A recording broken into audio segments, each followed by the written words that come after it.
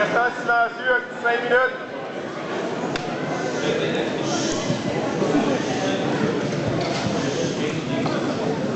Il y a quand même des informations de sécurité et savoir-vivre, etc. qui vont être dites dans le briefing, donc on vous demande d'écouter, s'il vous plaît. Premièrement, vous avez tous reçu des light sticks. Pas juste les zombies, là, tout le monde en a. Assurez-vous de les avoir craqués. Pourquoi vous avez ça? Parce que le parc n'est pas fermé. Donc, théoriquement, les citoyens pourraient se promener.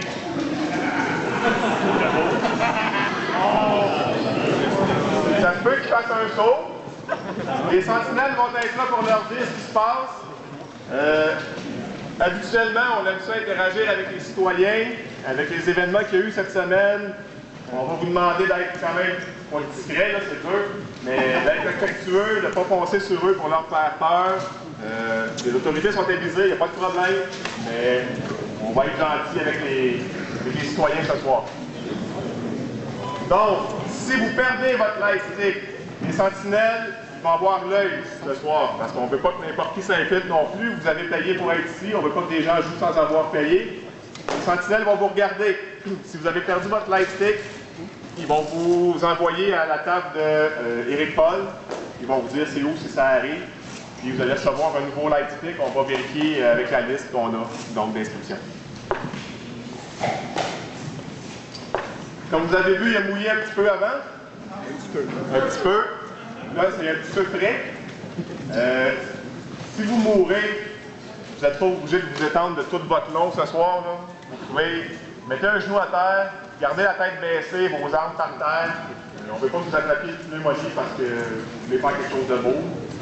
Et on veut que vous reveniez à notre prochain épisode qui risque d'être annoncé très bientôt. Donc, c'est ça. Ce soir, on est un petit peu lousse là-dessus. Même nos contaminés, on leur a dit, ils vont peut-être faire des belles morts, mais ça se trouve que ça fait juste faire des belles morts à nous au lieu d'être partagés. Donc, bientôt, on va envoyer les éclaireurs. Tout le monde a lu les règles? Oui. Ouais. Vous êtes sûr? Oui. Si jamais vous avez une question, j'ai écrit les règles. Il faut encore que je les lise, des fois, parce que je ne joue pas souvent, puis c'est ça. Si vous avez une question, attrapez une sentinelle, posez-lui, n'hésitez pas. Si la sentinelle ne sait pas, elle va demander à quelqu'un qui sait. On est tous branchés avec des micros, donc on peut tous communiquer entre nous. Il n'y a pas de honte à avoir oublié un point de règle. Bon, ça. Le terrain il est grand. Je ne sais pas, ceux qui étaient là à Mercier, 40, à Trois-Rivières, je dirais que c'est pas mal l'équivalent en termes de grandeur de terrain, peut-être un petit peu plus sécuritaire. Mais, sauf que là, c'est sur de la pelouse, mouillée. Donc, quand vous vous sauvez et que vous voulez changer de direction rapidement, ça se peut que les pieds ne suivent pas. Faites attention. Encore là, je ne veux pas que vous vous blessiez pour un jeu. On veut vous voir. Oh, désolé. Le terrain est grand et le terrain est exploité au complet. Donc, n'ayez pas peur d'aller jusqu'au bout. Les limites du terrain, c'est simple. Ici, on est à l'école. À l'autre bout du terrain, il y a un aréna avec un stationnement. Vous n'allez pas dans le stationnement. C'est la limite du terrain. L'autre limite, le boulevard Gaétan-Labelle. Essayez de ne pas jouer trop sur le bord du trottoir. Hein? L'autre limite de l'autre bord, c'est le fleuve. Essayez de ne pas jouer trop proche du fleuve. Il y a des choses de cachées partout. Donc, vous pouvez aller partout. Mais faites vraiment attention. Il y a 2 pistes cyclables dans le terrain. Comme je vous ai dit, les citoyens peuvent passer dans le parc. Il n'est pas fermé, il n'est pas exclusif à Hérault. Un bicycle, ça va vite. Contre un piéton, c'est le bicycle qui gagne actuellement. Oui, nos sentinelles vont patrouiller. Oui, on va aviser les citoyens. De toute façon, ils voient qu'il fait frais, il n'y en aura pas beaucoup. Mais s'il y en a, regardez de 2 bords avant de traverser. Ça fait pas mal le tour. Les zones de résurrection, il y en a 2. Il y en a une, vous allez voir dehors, il y a un terrain de baseball que les lumières sont allumées. Il y a une zone de résurrection dans ce terrain de baseball-là. L'autre zone, puis j'ai une carte à ma table, que je vais vous dire où tantôt. L'autre zone, vous allez voir, proche de la piste cyclable, du côté du fleuve, il y a 2 espèces de gros docks de ventilation qui sortent de la terre, on ne sait pas à quoi ils servent. Ben, il y a une zone de résurrection qui est là. Ma table. La table étant la table de la sentinelle fixe. Il y a un bâtiment aux toits rouges. Par là. Je suis là. Là-bas, il y a une buvette, il y a des toilettes, puis il fait chaud. Si vous avez froid, vous pouvez venir. Habituellement, ma zone, c'est pas pour se reposer, mais à soir, considérant la température, on ne sera pas trop chialeux. Sauf qu'il rentre à peu près 12 personnes. Il ne faut pas abuser non plus. Sinon, vous pouvez revenir ici. Toute l'école est hors jeu et hors combat. Le marchand va être dans l'école. Donc, vous pouvez venir vous réchauffer en vendant ou en achetant du stock. Vous avez 2 spots pour vous réchauffer. Ça va quand même bien.